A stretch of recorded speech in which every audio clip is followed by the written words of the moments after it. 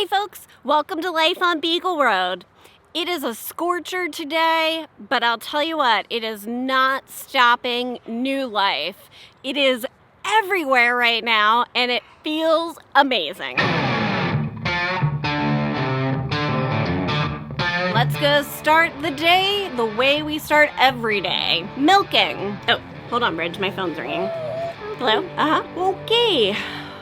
We'll be there soon. Thanks. And just like that, our next round of meat birds is at the post office. Honestly, we never got confirmation exactly when they were coming because of, the big run on chicks this year with the pandemic. But, yeah, they're here. Did I mention that the silkies are still in the brooder in the barn? Okay, cool. So, milk, then post office. Let's go.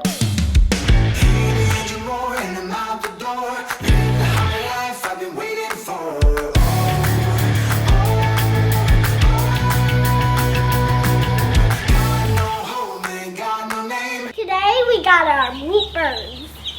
Our second round of meat birds are here, folks. These are from Freedom Ranger Hatchery right outside of Lancaster, Pennsylvania. Still in Lancaster County. We're in that general area, so this is actually kind of cool to get some chickens that are local to us. The chickens in here are actually Cornish cross, just like the ones that we have at the top of the hill. Those aren't ready to be processed yet. They're about 2 weeks out, 1 or 2 weeks, which is perfect because that gives us some time to keep these guys in the brooder before we move them out into the chicken tractor. Our third round of birds will be the Freedom Rangers, which is more of a foraging bird. So these will just be the same thing we've been doing. I'm excited though. This is quite an endeavor for us. It is mighty dark in here, so let me go turn the lights on real quick. All right, that's much better. Much better. So in the brooder here, we've actually got some silkies. And if you remember my brooder, I made it so I had 2 sides to the brooder. By putting those dividers in the middle, it allows me to keep the silkies on one side and get my meat birds started on the other. What we noticed last time we had the chicks in the brooder is that even though there were only 25 of them, they did need a bit more space than just that 1/2. So when they got a little bigger, we were able to open it up. Now these silkies are only gonna be in here for a little while longer. We have to get them acclimated to the outside.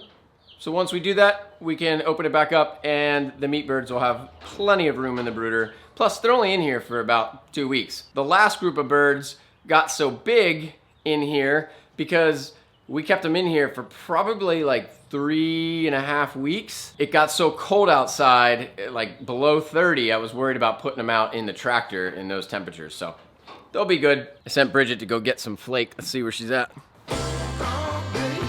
You got the flake? Huh? Yeah? Thanks for your help, honey.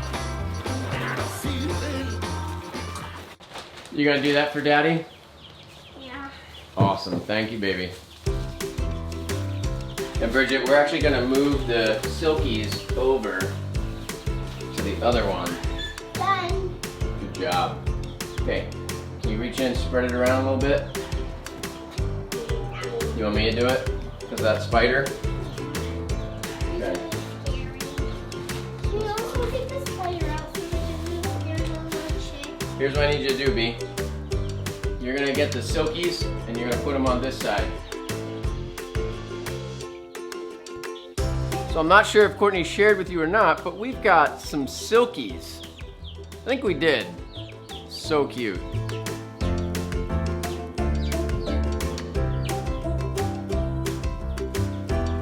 All right, Bridget, let's get them out of this box. There they are.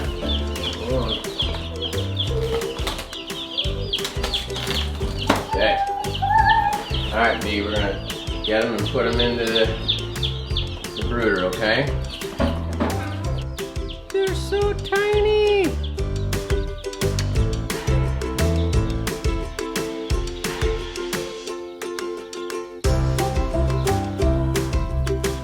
Hey everybody, welcome to Life on Beagle Road. These chicks are really harmless and cute, so we're keeping them as a chickadee family. We say that's a lot. That's a lot. So if you've never done meat birds before, it's really important that one, when the post office calls you, you go get them right away. But two, once you get them here, get them in your brooder or whatever you're keeping them in. It's especially important that you get them food and water. And if you can, put some electrolyte in the water so that way they can start off on a good note. Jason over at Cog Hill Farm actually has a pretty cool recipe that he uses for his water with his chicks. I couldn't remember exactly what it was, and I gotta get these chicks taken care of right away, so for now, they're just gonna get electrolyte. So when I have a minute, I'll check in with him, because he's my good buddy, and I'll get whatever I need. As for what feed we start with, so for the first couple weeks, we use a 24% feed, and then after that, we drop down to an 18%. So far, we've had some pretty decent results. But wait, my wife, who does remember, will tell you what we put in the chick water, because apparently I was wrong about the electrolytes. You could use electrolytes. Yeah, but I was telling about how Jason from Cog Hill has like a special recipe that we stole from him, but I couldn't remember what it was. I think there's a third thing, but there's definitely apple cider vinegar, garlic, might be a third thing. But I think there was a third thing. But this is what they're gonna get. Whatever it is, it gets them off to a good start. But this is good enough. We need water. Like that thing's mainly empty. I switched sides. You take care of the water, I'll take care of the food? All right.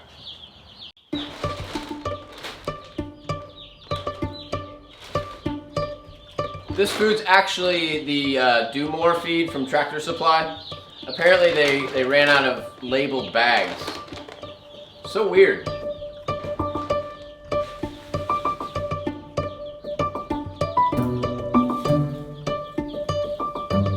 Woo! Too much. Good job, Kenny. I'm always giving Courtney a hard time about making messes in the barn, and here I am making my own mess in the barn. Don't tell her.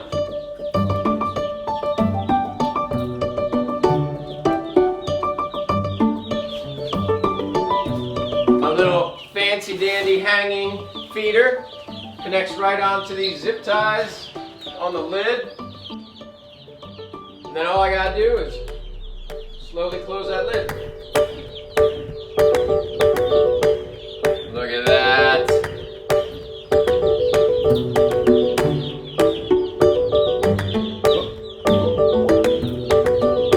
You need my help?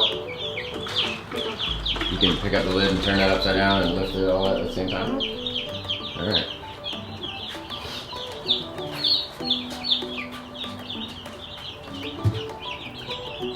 Sure? I mean, I can hold the lid. Yeah. Ah, see, I knew it. Well, there are chicks on the feeder. Of course they are. I mean, who took care of them the whole time they were in the brooder last Look at these two birds on the top there.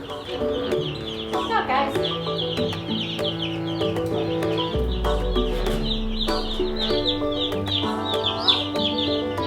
And just like that, meat birds are set and ready to go until we get them out of here and into the tractor. Like I said, it'll probably be like another, what, 2 weeks? Then it's out to the pasture for them. Let's check up on how our ducks are doing because I'm pretty sure we've got a duck sitting on some eggs. How cool would that be? A couple days ago, I noticed that the ducks were not laying eggs directly in front of the barn door, which is typically their MO. Eventually, I found where they were laying, which is under this big oak tree near the garden. I decided to let the eggs sit for a little bit and see if one of the ducks would go broody. Yesterday, I was kind of discouraged. I'm like, there's 10 eggs here. I mean, sit on the things. How many do you think you can sit on? You're not that big. And so today I was going to collect them and cook them up and feed them to the dogs since they've been out for a few days in the heat. But sure enough, we found one of the hens sitting on them.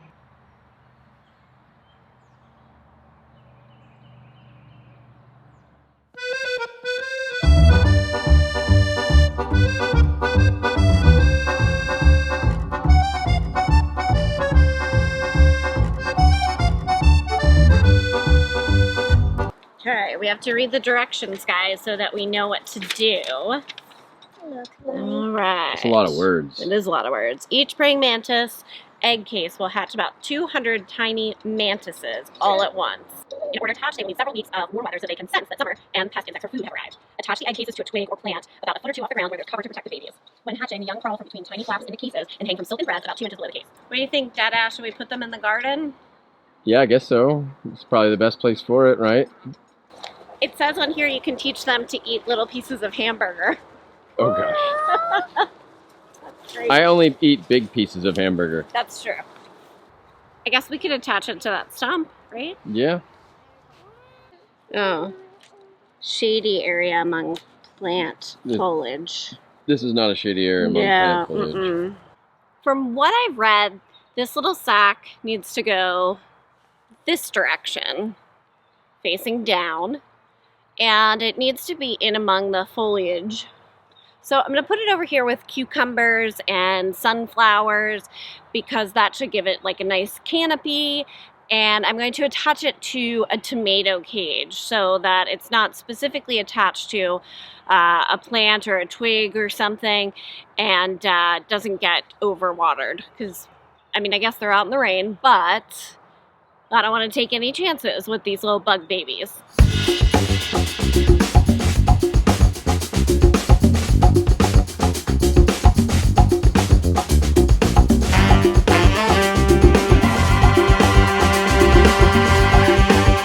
Kind of looks like a skull hanging here now. You guys, I was supposed to leave the egg sac in the plastic thing and attach the plastic thing to something, which in hindsight makes a ton of sense. But that was not clear on the directions. Just for the record, I'm not the only person that's ever done this, right? Right? Oh my gosh, I have to get this off. Ah. I really hope I did not kill all these little baby praying mantises. Mantises? Manti? Is mantis already plural? I don't know. I think they're going to be fine. They'll just be really resilient. It looks just like it did when I got it out of here, so I think it's okay. I mean, I didn't tie tight because I assumed automatically that tying tight would be a bad idea. I mean, at least I knew that. And let's face it, it survived being shipped here, so I'm sure it'll be fine. This is gonna be easier. I guess I don't even really need this cage now. I could attach it to the cucumber trellis, but at least if I attach it to this, it's movable. Clearly I have no idea what I'm doing, so that may have no bearing on anything. It's like now I even forgot how to tie because I'm so nervous about damaging this egg sac that I almost damaged anyway. Okay, I think we're good. Stay tuned for 2 to 8 weeks. In 2 to 8 weeks, these should hatch. There's a time range, isn't it? 2 to 8 weeks. Thanks for watching. Give us a thumbs up, turkey. Goodbye.